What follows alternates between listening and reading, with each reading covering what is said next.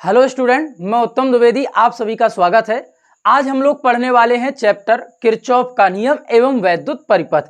देखो, हम इस चैप्टर में सबसे पहले समझते हैं सेल या वैद्युत सेल क्या होता है। यदि बात करते हैं वैद्युत सेल की, तो सेल का कार्य क्या होता है? सेल रासायनिक ऊर्जा को कन्वर्ट करता है वैद्युत ऊर्जा में, और वैद्युत ऊर्जा में कन्वर्ट करके वैद्युत परिपथ में विद्युत धारा के प्रवाह को, या बोल सकते हैं आवेश के प्रवाह को निरंतर बनाए रखता है। तो हम लोग क्या परिभाषा लिख सकते हैं कि सेल वह युक्ति है जो रासायनिक ऊर्जा को वैद्युत ऊर्जा में परिवर्तित करके वैद्युत आवेश के प्रवाह को निरंतर बनाए रखता है। अब देखो, सेल शुष्क भी होते हैं और सेल में क्या होता है? द्रव भी होता है, या बोल सकते हैं सेल के भीतर द्रवित पदार्थ भी भरे होते हैं। तो यहां पर हमने एक शुष्क सेल भी बनाया है और यह द्रवित पदार्थ भी भरा हुआ है इसमें। तो जो द्रवित पदार्थ या शुष्क सेल में जो यह शुष्क पदार्थ भरा हुआ है, इसको हम बोलते हैं वैद्युत अपघट्य। वैद्युत अपघट्य। अब वैद्युत अपघट्य का कार्य क्या होता है? तो वैद्युत अपघट्य में आयन का वियोजन होता है, और इसमें जो आयन का वियोजन होता है, एक धनायन बनेगा और एक ऋणायन बनेगा। तो धनायन और ऋणायन ये इन छड़ों की ओर जाते हैं।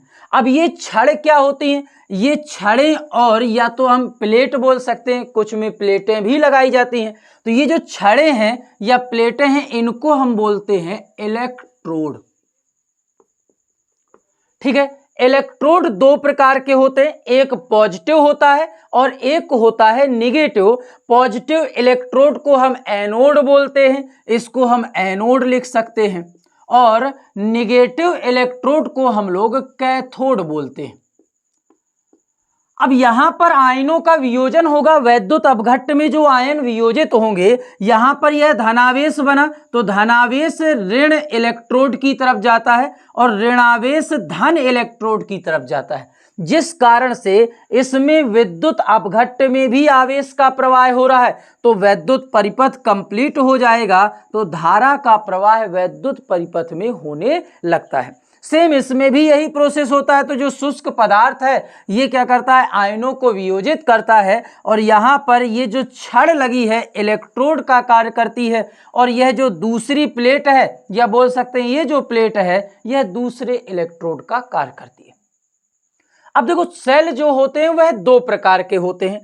पहला सेल होता है, हम बोल सकते हैं पहला प्रकार होता है प्राथमिक सेल। प्राथमिक सेल। अब देखो, प्राथमिक सेल क्या होते हैं? तो प्राथमिक सेल ऐसे सेल होते हैं जिसमें ये जो रासायनिक ऊर्जा का परिवर्तन हो रहा है, वह किसके कारण हो रहा होगा? रासायनिक अभिक्रिया के कारण।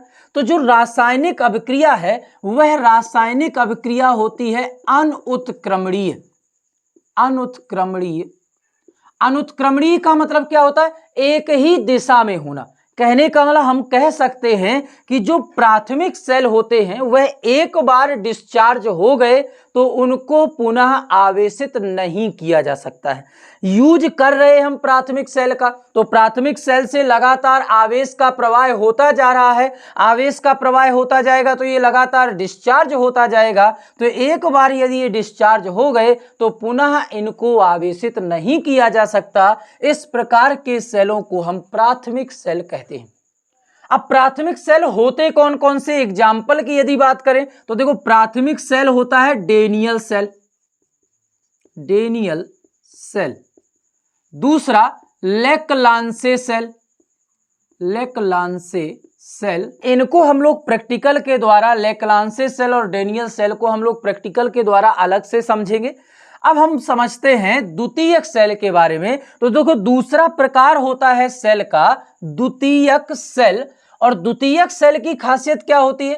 तो द्वितीयक सेल ऐसे सेल होते हैं जिनमें जो रासायनिक अभिक्रिया है वह उत्क्रमणीय होती है।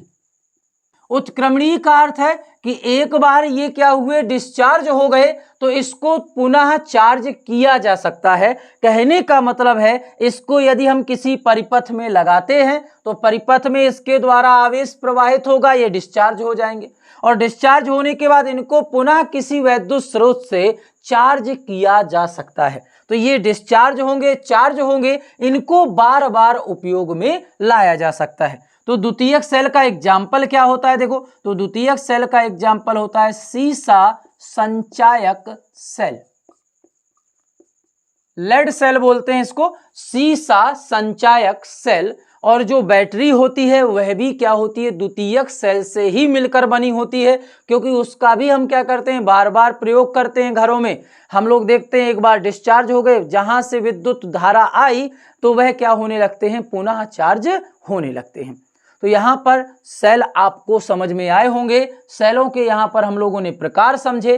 अब समझते हैं सेल में विद्युत वाहक बल क्या होता है। तो देखो, अब हम लोग सेल में ही समझते हैं कि सेल का वैद्युत वाहक बल क्या होता है, या सेल का, इसी को हम बोल सकते हैं EMF क्या होता है। तो देखो, सेल के EMF की बात करें तो यदि हम किसी सेल को, मान लेते हैं यह कोई सेल है और इस सेल को हम किसी वैद्युत परिपथ में जोड़ते हैं, तो मान ले रहे हैं कि यह वैद्युत परिपथ है जिस पर प्रतिरोध है R।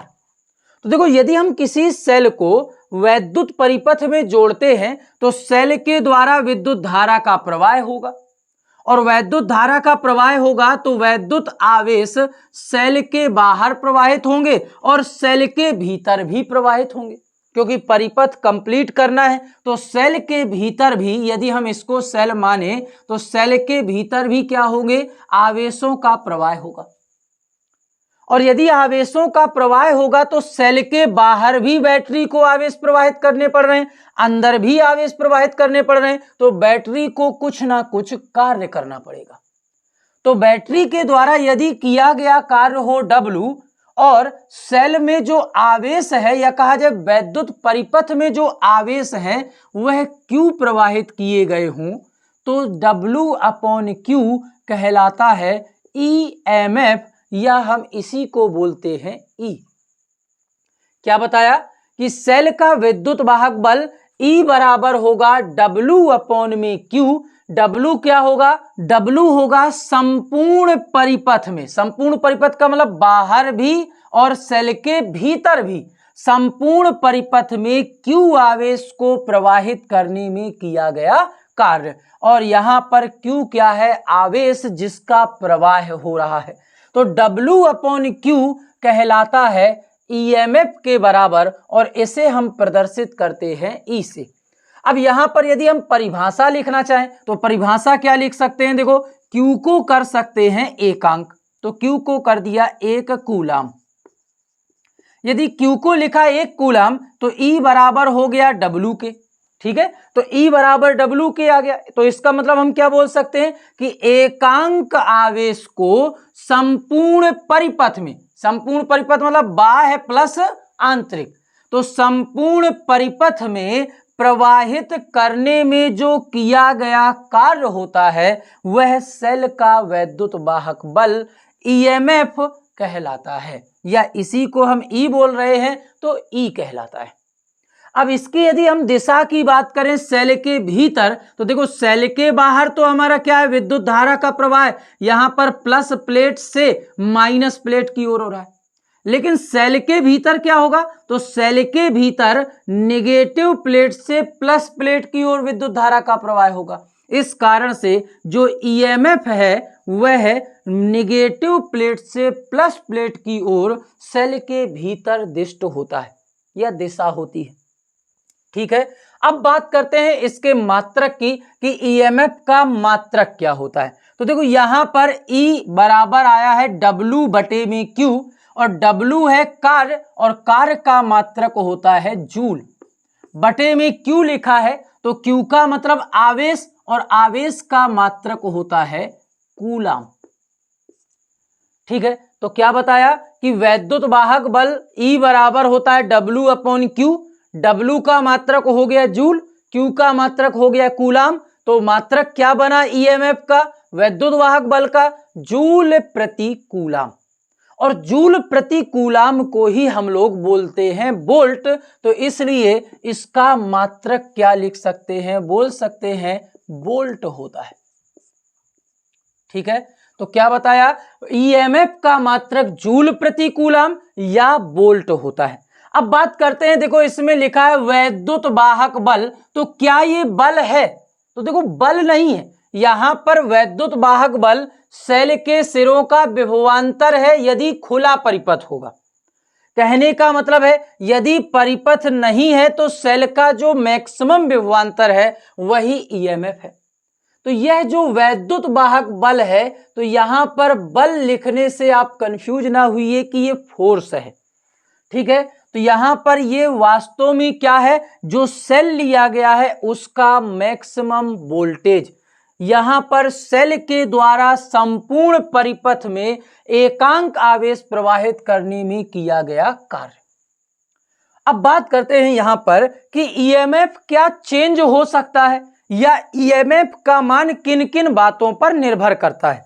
तो देखो ईएमएफ का जो मान है वह पहली बात निर्भर करता है इलेक्ट्रोड की प्रकृति पर।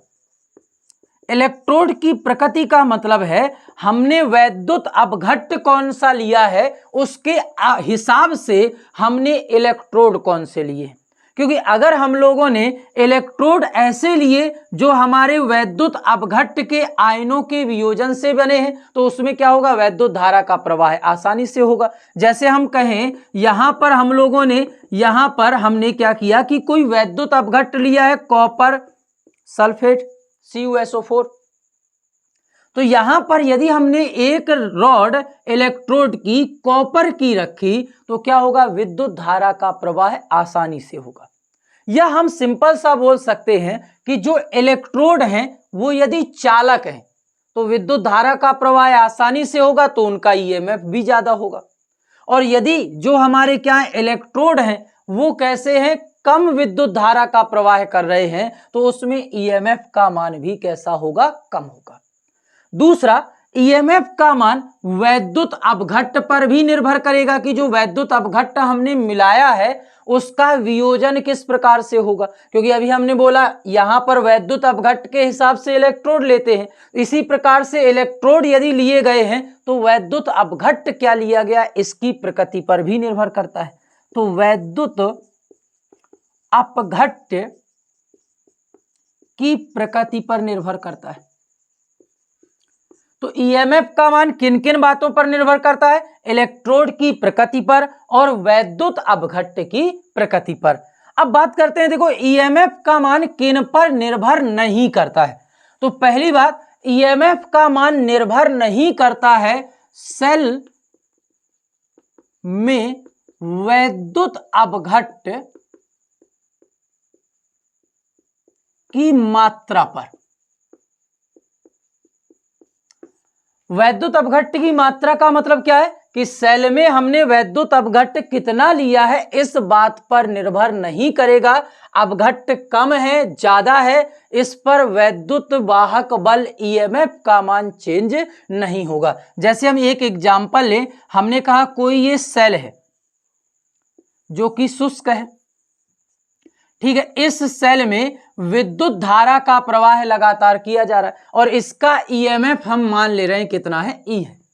अब यदि हम क्या करें, इसको बीच से आधे भाग से ऊपर काट दें और आधे भाग से निचले से काट दें तो यहां पर देखो ईएमएफ का मान चेंज नहीं होता है। यहां पर क्या हुआ है कि सेल जो है आधा भाग ऊपर काट दिया गया, आधा भाग नीचे काट दिया गया, तब भी जो सेल है वह दो सेल बन जाएंगे और दोनों सेलों के ईएमएफ का मान सदैव ई ही रहेगा, ई का मान चेंज नहीं होगा। यहां पर वैद्युत अपघट्ट का मान कम या ज्यादा हुआ है, यहां पर प्रकृति चेंज नहीं हुई है, ठीक है। तो आपको यह याद रखना है कि ईएमएफ का मान निर्भर करता है इलेक्ट्रोडों की प्रकृति पर और वैद्युत अपघट्ट की प्रकृति पर, ना कि इनकी मात्रा पर, कि सेल की जो प्लेट है वो मोटी है, पतली है या चौड़ाई अधिक है या कम है, इस बात पर ईएमएफ का मान निर्भर नहीं करता है। अब बात करते हैं, देखो ईएमएफ के बाद यहां पर हम लोग सेल में विद्युत धारा का प्रवाह करा रहे हैं तो सेल के भीतर भी प्रतिरोध होगा और उस प्रतिरोध को हम बोलते हैं आंतरिक प्रतिरोध। आंतरिक प्रतिरोध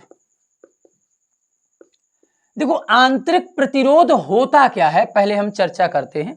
देखो हम लोगों ने पढ़ा है कि यदि परिपथ है कोई और परिपथ में विद्युत धारा का प्रवाह करा रहे हैं तो वैद्युत धारा के प्रवाह के मार्ग में जो अवरोध होता है उसको हम बोलते हैं प्रतिरोध।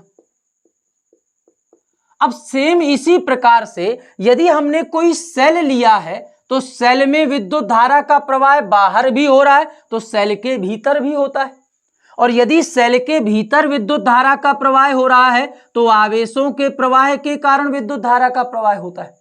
तो आवेशों के प्रवाह में यहां पर मार्ग में अवरोध लगेगा, तो हम बोल सकते हैं कि सेल के भीतर वैद्युत धारा प्रवाहित करने में जो अवरोध उत्पन्न होता है उसे हम क्या कहते हैं, सेल का आंतरिक प्रतिरोध स्मॉल आर कहते हैं।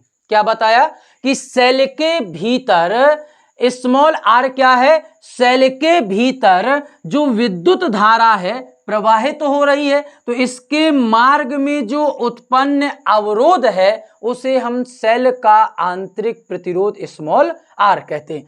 मात्रक की बात करें तो यह भी प्रतिरोध ही है, बस अंतर क्या हो गया, अभी हम प्रतिरोध बोल रहे थे परिपथ में, अब सेल के भीतर चर्चा हो रही है। तो प्रतिरोध का मात्रक ओम था तो आंतरिक प्रतिरोध का मात्रक भी ओम ही होगा। अब दूसरी बात करते हैं कि सेल का आंतरिक प्रतिरोध किन किन बातों पर निर्भर करता है, तो आंतरिक प्रतिरोध की निर्भरता की बात करते हैं। निर्भरता, देखो आंतरिक प्रतिरोध किन किन बातों पर निर्भर करता है, तो सबसे पहली बात तो यहां पर देखो जो हमने सेल में इलेक्ट्रोड लिए हुए, अब इलेक्ट्रोड की मोटाई कम है या इलेक्ट्रोड की मोटाई अधिक है इस बात पर निर्भर करेगा। तो यहां पर इलेक्ट्रोड की जो मोटाई की जगह हम बोल सकते हैं प्लेटों का क्षेत्रफल, तो स्मॉल आर का मान क्षेत्रफल के व्युत्क्रमानुपाती होता है। ऐसा क्यों, हम बोल सकते हैं यहां पर कि ये जो इलेक्ट्रोड है इसकी यदि हमने कहा एक इलेक्ट्रोड ये है हमारा मार्कर और एक इलेक्ट्रोड यह है जो हमारा डस्टर है।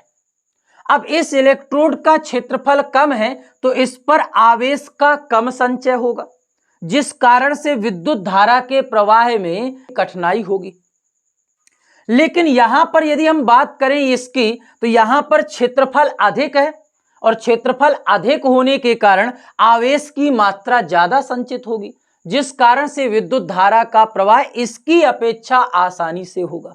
तो यहां पर प्रतिरोध कम होगा और इसमें प्रतिरोध ज्यादा होगा। तो सिंपल सा कारण है कि यदि आप क्षेत्रफल बढ़ा रहे हो तो आवेश ज्यादा संचित होंगे जिस कारण से प्रतिरोध कम होगा क्योंकि विद्युत धारा का प्रवाह आसानी से होगा, और यदि क्षेत्रफल कम कर रहे हो तो यहां पर क्षेत्रफल कम करने पर आवेश का प्रवाह कठिनाई से होगा, इस कारण से विद्युत धारा के प्रवाह में कठिनाई होगी तो प्रतिरोध भी अधिक होगा। तो हम कह सकते हैं कि जो आंतरिक प्रतिरोध है वह क्षेत्रफल के व्युत्क्रमानुपाती होता है। नंबर सेकंड की बात कर लेते हैं। अब सेकंड नंबर क्या है कि यदि हम इलेक्ट्रोडों के बीच की दूरी की बात करें, जो इलेक्ट्रोड हैं उनके बीच की दूरी यदि हम d मान लें तो इसके अनुक्रमानुपाती होता है आंतरिक प्रतिरोध।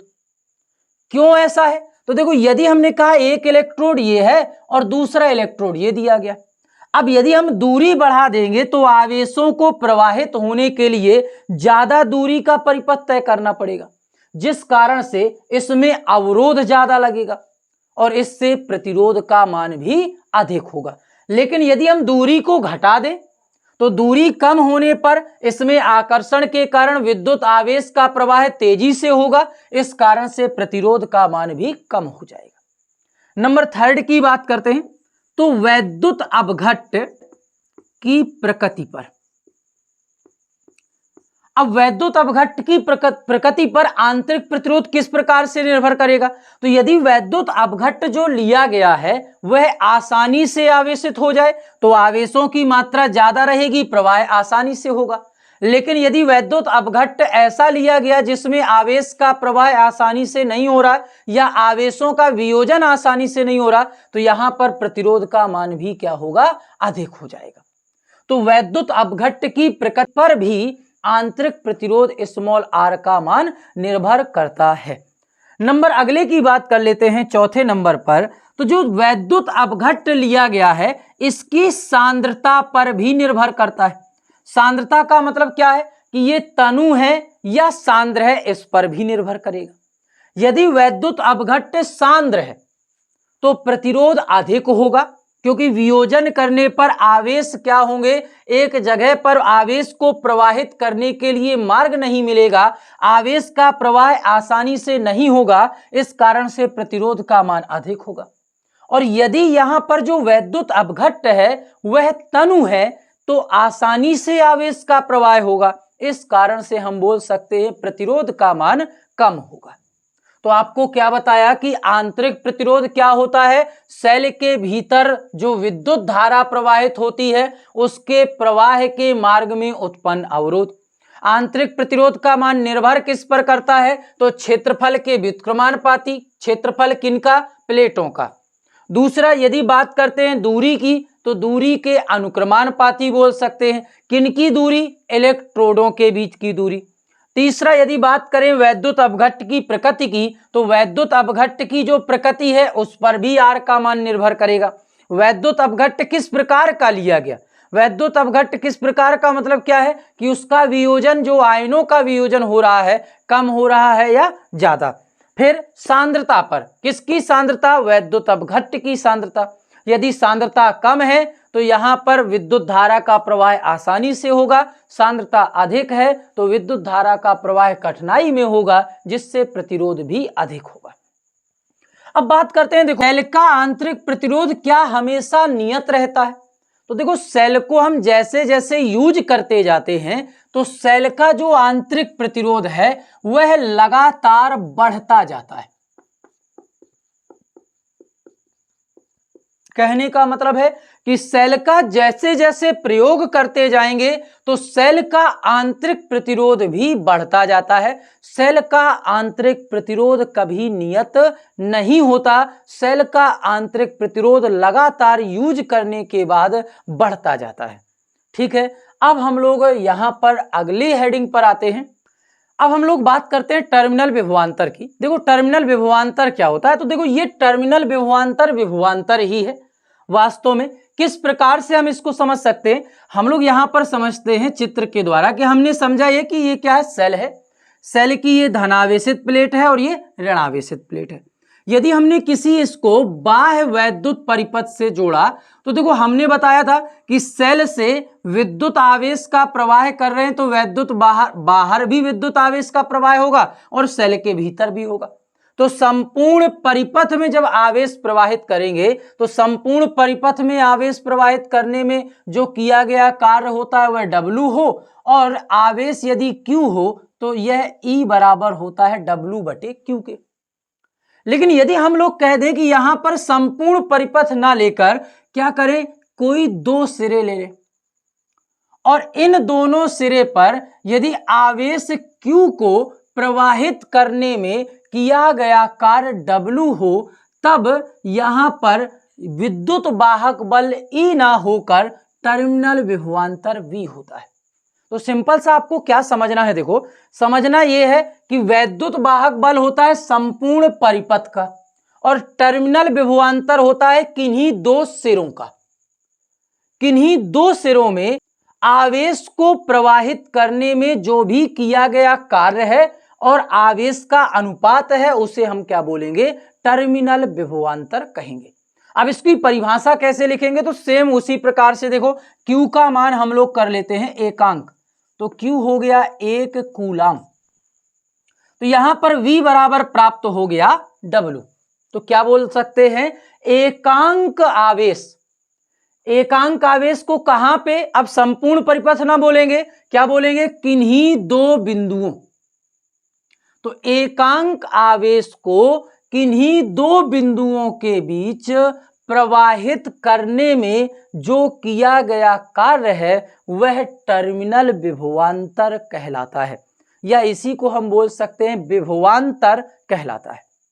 ठीक है, तो टर्मिनल विभवांतर क्या बताया कि किन्हीं दो बिंदुओं, मान लेते हैं ए और बी, किन्हीं दो बिंदुओं के मध्य एकांक आवेश को प्रवाहित करने में जो किया गया कार्य है वह टर्मिनल विभवांतर V कहलाता है। अब बात करते हैं, देखो यहां पर टर्मिनल विभवांतर, विद्युत वाहक बल और आंतरिक प्रतिरोध में संबंध क्या होता है। क्या बताया, टर्मिनल विभवांतर, टर्मिनल विभवांतर V और आंतरिक प्रतिरोध, आंतरिक प्रतिरोध स्मॉल r तथा विद्युत वाहक बल, विद्युत वाहक बल डायरेक्ट लिख ले रहे हैं, ई में संबंध क्या होता है। तो देखो टर्मिनल विभवांतर, विद्युत वाहक बल और आंतरिक प्रतिरोध R में संबंध क्या होता है, इसको हम लोग डेरिवेट करते हैं या हम लोग समझते हैं। यहां पर देखो हम लोग मान लेते हैं कि कोई ये सेल है और सेल को हमने क्या किया, किसी एक बाह्य परिपथ में किसी बाह्य प्रतिरोध कैपिटल R से जोड़ दिया। अब क्योंकि सेल का कुछ ना कुछ आंतरिक प्रतिरोध होगा, तो हम मान ले रहे हैं कि सेल का आंतरिक प्रतिरोध है स्मॉल r और सेल का विद्युत वाहक बल है E। ठीक है, अब क्योंकि सेल का आंतरिक प्रतिरोध है तो ये सेल के भीतर की बात है। यहां पर सेल इस प्रकार से बना देते हैं। अब सेल में विद्युत धारा का प्रवाह हो रहा है, हम लोग मान ले रहे हैं I प्रवाह हो रहा है।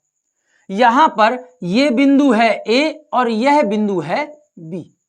इसके मध्य जो टर्मिनल विभवांतर है वह मान ले रहे हैं V। अब सबसे पहले बात करते हैं, हम लोगों ने क्या पढ़ा है कि वैद्युत वाहक बल E बराबर होता है W अपॉन में Q। W होता क्या है, W होता है कुल कार्य। कुल कार्य का मतलब है संपूर्ण परिपथ में, संपूर्ण परिपथ का मतलब होगा बाहर जो परिपथ है इसमें भी और अंदर सेल के है उसमें भी आवेश प्रवाहित करने में किया गया कार्य। और Q क्या है, यहां पर आवेश। यदि हम मान ले कि T समय में Q आवेश प्रवाह हो रहा है, Q आवेश का प्रवाह हो रहा है, यदि T समय में Q आवेश का प्रवाह हो रहा है तो देखो Q बराबर होगा I इंटू में T। तो Q बराबर क्या रख सकते हैं, I इंटू में T। तो यहां पर रख देते हैं, तो यहां से W का मान निकल के आएगा E इंटू में Q, या हम Q को लिख सकते हैं I इंटू में T और इसको समीकरण नंबर 1 मान ले रहे हैं। अब यहां समझते हैं, हम लोगों ने माना है टर्मिनल विभवांतर V और अभी इससे पहले ही समझा कि टर्मिनल विभवांतर V का मान भी होता है W अपॉन Q। लेकिन W कौन सा होता है, उन दो बिंदुओं के द्वारा, जो दो बिंदु दिए गए हैं उनमें आवेश प्रवाहित करने में किया गया कार्य। यदि हम मान लें कि A से B तक जो बिंदु है इनमें आवेश प्रवाह करने में किया गया कार्य W बाह्य हो। क्यों बाह्य की बात करें, क्योंकि ये सेल है और सेल के बाहर बाह्य प्रतिरोध लगाया गया है। तो यहां पर यदि हम मान लें कि यह क्या है, टर्मिनल विभवांतर V के लिए जो किया गया कार्य है वह W बाह्य हो, तो W बाह्य बराबर क्या होगा, W बराबर होगा V इंटू Q। तो यहां पर V इंटू Q लिखेंगे, लेकिन Q का मान किसके बराबर है, I इंटू में T के। तो यहां पर यह समीकरण नंबर हो जाएगा 2। लेकिन यहां यदि हम ध्यान दें तो ये परिपथ में क्या बाह्य प्रतिरोध अकेले है, तो बाह्य प्रतिरोध अकेले ना होकर यहां आंतरिक भी है। तो इसका मतलब है कार्य दो भागों में विभक्त होगा, बाहर भी कार्य करना पड़ रहा है और सेल के भीतर भी कार्य करना पड़ रहा है। तो सेल के भीतर यदि हम माने कि W आंतरिक है, यहीं पर लिख लेते हैं W आंतरिक। अब आंतरिक प्रतिरोध हमने माना था R और इसके मध्य यदि हम विभवांतर मान ले V डैश, तो क्या होगा V डैश इंटू में I इंटू में T। और देखो V बराबर होता है I इंटू R, तो यहां हम लोग लिख देते हैं कि W आंतरिक बराबर, यहां V बराबर IR रख लेते हैं। तो जब IR रखेंगे तो I तो पहले से है, तो I इंटू I हो जाएगा I स्क्वायर और R कौन सा, आंतरिक की बात हो रही तो आंतरिक प्रतिरोध के लिए R इंटू में T, इसको समीकरण नंबर 3 मान लेते हैं। अब देखो हमने कहा था W ये कौन सा है, कुल कार्य, और कुल कार्य का मतलब है संपूर्ण परिपथ में।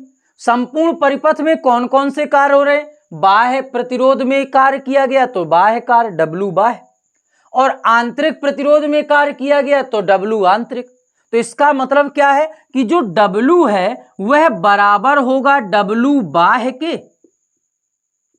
और प्लस में W आंतरिक के।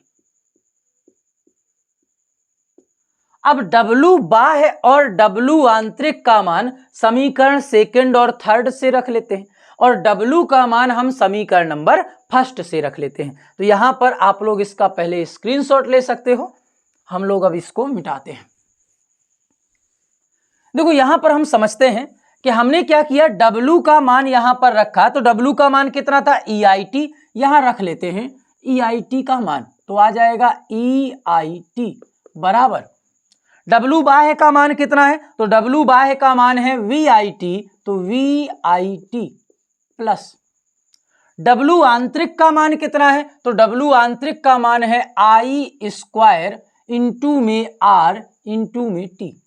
तो देखो यहां पर सभी जगह पर T कॉमन है तो T का कॉमन करके हटा देंगे, I भी कॉमन है तो I का कॉमन करके भी हटा लेते हैं। तो क्या आएगा, E बराबर V प्लस में I इंटू में R, या इसी को लिख सकते हैं V बराबर E माइनस में IR। तो जो टर्मिनल विभवांतर है V वह बराबर हो जाएगा E वैद्युत वाहक बल माइनस I इंटू R के। यह बात आपको समझ में आई होगी। अब यहां पर अगर आप ध्यान दोगे सूत्र में तो देखो टर्मिनल विभवांतर V बराबर E माइनस IR का मतलब है कि E से मान कैसा होगा, सदैव छोटा, किसका, टर्मिनल विभवांतर का। तो टर्मिनल विभवांतर V का मान सदैव E से छोटा होगा। कब छोटा होगा मान, जब विद्युत धारा का प्रवाह परिपथ में हो रहा होगा। ठीक है, ऐसा कारण क्या है, क्योंकि यहां पर आप देख रहे हो E माइनस लिखा हुआ है, E माइनस का मतलब है E से सदैव मान कैसा आएगा, कम आएगा। अब बात करते हैं, देखो टर्मिनल विभवांतर V का मान E के बराबर कब होगा, तो E के बराबर कब हो सकता है, जब धारा I का मान कितना कर दें हम, 0। धारा I बराबर 0 कर दें तो V बराबर कितना होगा, E, और धारा I बराबर 0 कब होती है, जब परिपथ होता है खुला, खुला परिपथ। कहने का मतलब है कि यदि खुला परिपथ है तो जो विद्युत धारा का प्रवाह है I का मान वह हो जाएगा 0, और 0 होने पर V बराबर होगा E के, या हम बोल सकते हैं आंतरिक प्रतिरोध का मान 0 हो जाए। आंतरिक प्रतिरोध का मान यदि 0 होगा तो V बराबर होगा E के, या हम लिख सकते हैं कि जो हमारा बाह्य प्रतिरोध है R उसका मान अनंत हो जाए। यदि बाह्य प्रतिरोध का मान अनंत होगा तो धारा I का मान होगा 0, इस कारण से भी V बराबर होगा E का। क्यों ऐसा है, क्योंकि हम लोगों ने पढ़ा V बराबर होता है I इंटू R, तो I बराबर हो जाता है V अपॉन में R। R का मान अनंत कर देंगे तो I का मान कितना आएगा, 0, इस कारण से V बराबर होगा E। तो हम लोग यहां पर एक बात क्लियर रखेंगे क्या, कि यदि आंतरिक प्रतिरोध का मान 0 है, वैद्युत धारा का मान 0 है, या बाह्य प्रतिरोध का मान अनंत है, तब इस स्थिति पर टर्मिनल विभवांतर विद्युत वाहक बल के बराबर होता है। और यदि आवेश का प्रवाह लगातार परिपथ में हो रहा है, वैद्युत धारा प्रवाहित हो रही है परिपथ में, तब टर्मिनल विभवांतर का मान विद्युत वाहक बल से सदैव क्या होता है, छोटा होता है, कम होता है। अब यदि इसका उल्टा बोल दें कि हमने कहा वैद्युत वाहक बल से टर्मिनल विभवांतर अधिक कब होगा, तो टर्मिनल विभवांतर का मान विद्युत वाहक बल से अधिक तब होता है जब कोई बाह्य स्रोत से विद्युत धारा का प्रवाह सेल की ओर होता है। कहने का मतलब है इस सेल को चार्ज किया जाता है। अभी क्या हो रहा है, ये परिपथ को धारा दे रहा है, अब इसको धारा दी जाए, यानी कि बाह्य परिपथ से इसे जब धारा दी जाएगी तो जो सूत्र होगा V बराबर E माइनस आई आर था, लेकिन अब धारा की दिशा पलट जाएगी तो माइनस की जगह हो जाएगा प्लस, तो V बराबर हो जाएगा E प्लस आई आर। इस कारण से V का मान E से अधिक होगा। तो क्या याद रखना है आपको कि टर्मिनल विभवांतर वैद्युत वाहक बल से तब अधिक होता है जब सेल को चार्ज किया जाता है किसी बाह्य परिपथ स्रोत के द्वारा। यदि सेल विद्युत धारा दे रहा है बाह्य स्रोत में तो टर्मिनल विभवांतर कम होगा, और यदि परिपथ खुला है तो टर्मिनल विभवांतर वैद्युत वाहक बल के बराबर होगा। यदि आंतरिक प्रतिरोध 0 है तो V बराबर E होगा, और यदि बाह्य परिपथ में बाह्य प्रतिरोध का मान अनंत है तब भी V बराबर E ही होगा। ठीक है, तो ये बात आपको क्लियर हुई होगी। तो यहाँ पर आज हम लोग इतना ही क्लास में पढ़ते हैं। आप लोग इसका रिवीजन करते रहिए, पढ़ते रहिए। धन्यवाद।